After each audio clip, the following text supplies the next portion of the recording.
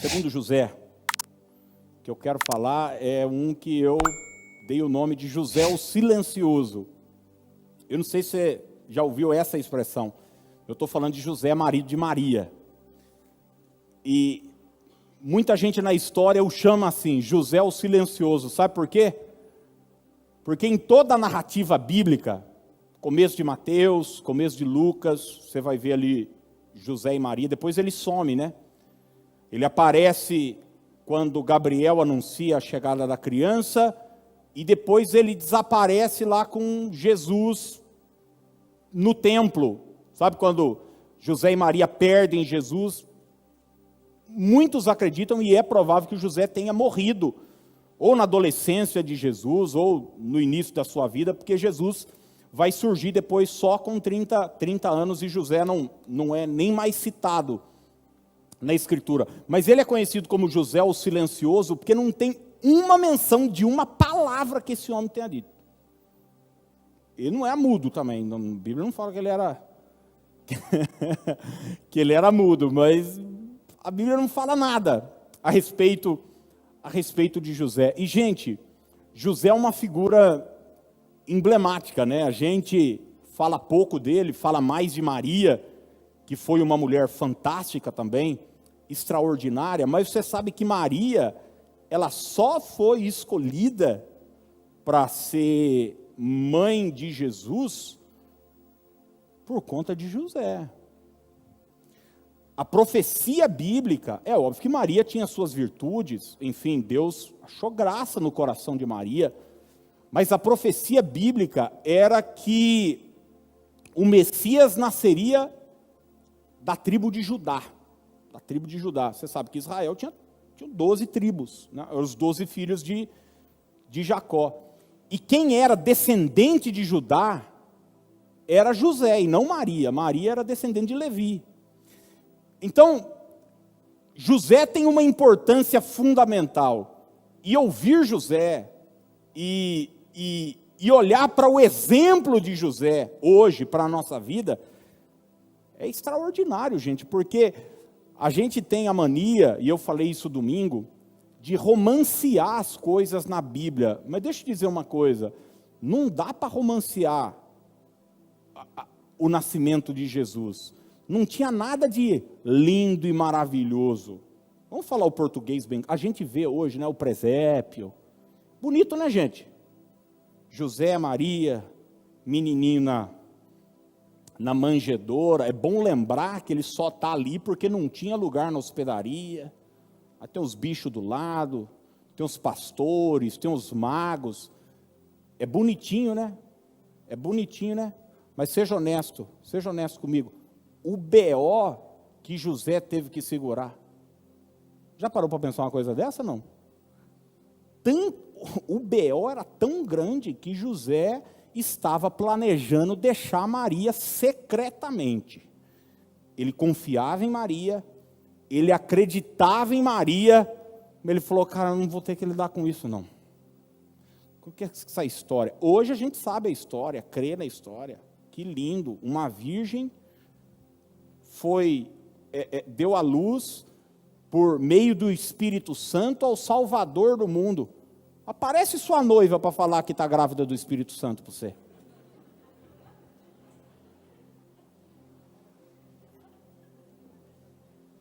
Você está planejando casar, está noivo já. Aliancinha no dedo, você não teve nada com ela. José não teve nada com Maria. Maria era virgem. E dela chega um dia, fala, ai bem, eu preciso falar uma coisa para você. O que é que foi? O que é que foi? Vai mudar o chá de cozinha? Não, estou grávida do Espírito Santo. Eu falei, vai ver se eu estou na esquina, pô, para cima de Moá.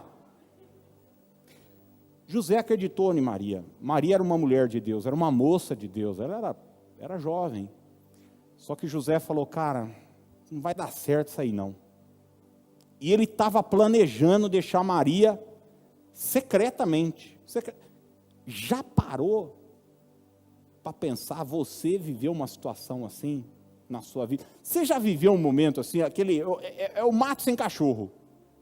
Você fala, cara, você se vê encurralado, o que é que eu faço? Se eu ficar, o bicho pega, se eu correr, sabe? Às vezes no trabalho, na sua vida financeira, às vezes no casamento, às vezes numa relação interpessoal, você se vê nesse drama, cara, sem saber o que fazer. Eu acredito que José nos diria o seguinte: sempre busque obedecer à direção de Deus. Sempre busque obedecer à direção de Deus. E, gente, é interessante porque, como eu disse, a gente sabe pouco sobre José. A gente não sabe uma palavra que ele falou.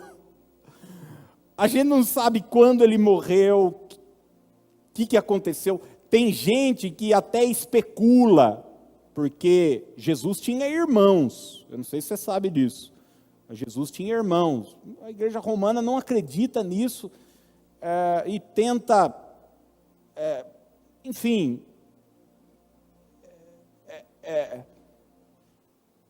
entender esses irmãos de Jesus dizendo que era primo. Não era. Maria foi virgem até o nascimento de Jesus e depois ela foi casada com José.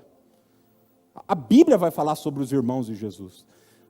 Mas a gente não sabe da vida desse homem. Tem gente que José era viúvo. É por isso que Jesus tinha irmãos, ele teve filho com outra mulher. A Bíblia não fala nada disso. Mas uma coisa a Bíblia mostra, que José era um homem obediente. Obediente a Deus. Quando ele não sabia o que fazer, ele buscava orientação em quem sabia o que deveria ser feito. Olha para você ver. Mateus, capítulo 1, verso 24, se você tiver com a Bíblia perto aí. Aqui é o momento crucial, onde ele está planejando, dar linha na pipa. Ele está planejando e falou, cara, eu vou cair fora disso aqui. Vou cair fora, isso aqui não vai dar certo. Não vai dar certo. Ele teve um sonho, um anjo apareceu para ele e falou para ele, você não tenha medo de receber Maria como tua esposa, que vai nascer dela, é do Espírito Santo, enfim. Deus falou para ele. Mateus 1, 24. Despertado José do sono. Olha só o que a Bíblia diz, gente. Fez o quê? Como lhe ordenara o anjo do Senhor e recebeu sua mulher. Ele recebe de Deus uma instrução, ele recebe de Deus uma palavra, ele recebe de Deus uma direção e ele obedece. Jesus nasceu. E uma grande perseguição começa. Por quê? Os magos do Oriente foram adorar o menino e Herodes ficou sabendo do que estava acontecendo e nós viemos adorar o rei. Herodes era o rei. E Herodes falou, mas que história é essa que tem outro rei nascendo? O que é que nós vamos fazer? Vamos matar esse rei. Né? Enfim, e é a matança dos inocentes. E a Bíblia diz então, imagina você, José... Tem um menino, uma criança pequena, ele, Maria, olha o cenário. Já viveu um drama na sua vida difícil, perseguição, de luta, de problema? Mateus capítulo 2, verso 13 e 14. Tendo eles partido, eis que apareceu um anjo do Senhor a José em sonho e disse, dispõe-te, toma o menino e sua mãe, foge para o Egito e permanece lá, até que eu te avise, porque Herodes há de procurar o menino para o matar. Ele foi avisado, ele foi advertido. O texto termina dizendo o seguinte, dispondo-se ele, tomou de noite um menino e sua mãe e partiu para o Egito. O que é que ele fez, gente? Ele fez o que Deus mandou ele fazer. Diferente do nosso amigo Jonas, né? Que recebe de Deus uma instrução, recebe de Deus uma palavra clara, objetiva, vá para Nínive e pregue contra aquela cidade. E ele faz o quê? Vai para o lado oposto. Né? É o texto lá da tempestade, do grande peixe que o engole. Enfim, você conhece o texto. Ele sabia o que deveria ser feito, mas ele fez o contrário. Então, a chave é sempre a obediência na nossa vida. Agora José está no Egito. Olha o que o texto diz, Mateus 2,19.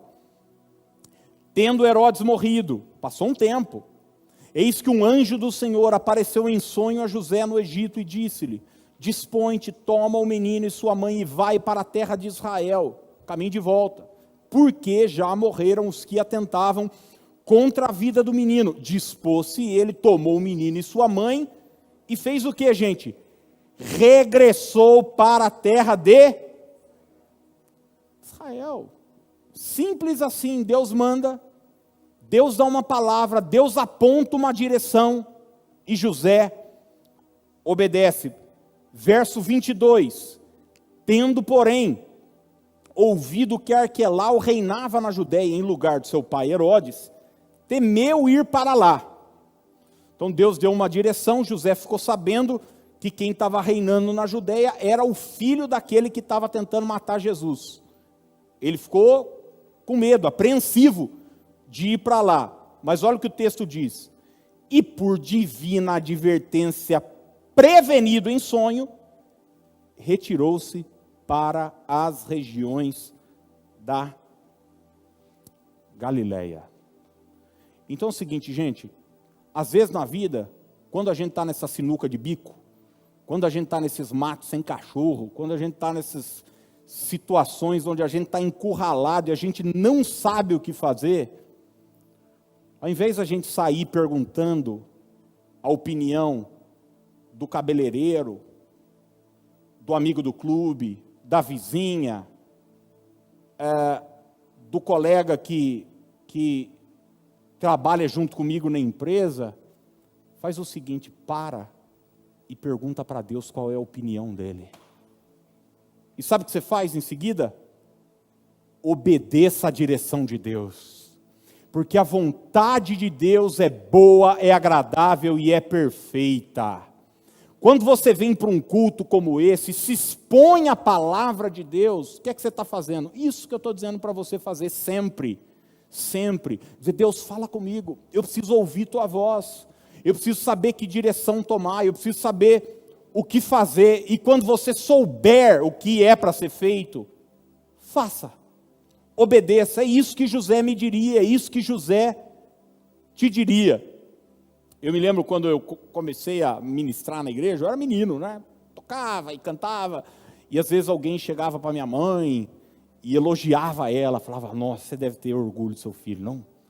Nossa, que menino. E às vezes chegava para minha tia, eu morava com a minha tia na época, minha tia já era mais, falava, leva para casa, tal. Mas minha mãe não. Minha mãe se enchia de orgulho e tal, né? Porque via o menino, 12 anos, cantando na igreja, tocando violão, na vigília e tal. E é interessante, porque uma vez Jesus estava pregando, e daí alguém levantou e elogiou Maria por conta de Jesus. É um texto fantástico. Olha o que Lucas 11, 27 e 28 diz. Lucas 11, 27 e 28. Enquanto Jesus dizia estas coisas, ele estava pregando, uma mulher da multidão exclamou. No meio da mensagem, uma tia lá gritou. Olha o que ela gritou. Feliz é a mulher que te deu a luz e te amamentou. Quer dizer, olha, essa mulher é abençoada, né? Bem-aventurada essa mulher que te colocou no mundo, que amamentou você. Imagina a sabedoria de Jesus pregando. Ele respondeu, antes, felizes são aqueles que ouvem a palavra de Deus e lhe o quê? Obedecem. É como se Jesus estivesse dizendo o seguinte, de fato minha mãe é uma mulher abençoada, é bem-aventurada, e era mesmo. Mas ele diz o seguinte, mas antes, acima disso, Mais bem-aventurado, em outra versão diz, é aquele que ouve a minha palavra e faz o quê? E obedece aquilo que eu mando. Antes de eu partir para o último ponto e a gente orar, quem sabe Deus esteja já há tempo falando algo para você, você sabe que deve ser feito e você está protelando, empurrando com a barriga. Deus já mandou você acertar uma área na sua vida, corrigir um traço no seu caráter, abandonar um vício, perdoar alguém, consertar um relacionamento que está quebrado. Quem sabe já há tempo o Espírito Santo tem te incomodado para colocar em ordem sua vida econômica, sua fidelidade a Deus, enfim. E você está fingindo de surdo. Eu creio que José te diria hoje à noite isso. Obedeça a direção de Deus. Obedeça a direção de Deus. Obedecer a Deus é a chave para a vitória na nossa vida. Você lê Deuteronômio 28, aquele texto onde mostra as bênçãos e as maldições. Você vai ver que a chave ali para você diferenciar um caminho do outro é o quê? É a obediência. É a obediência.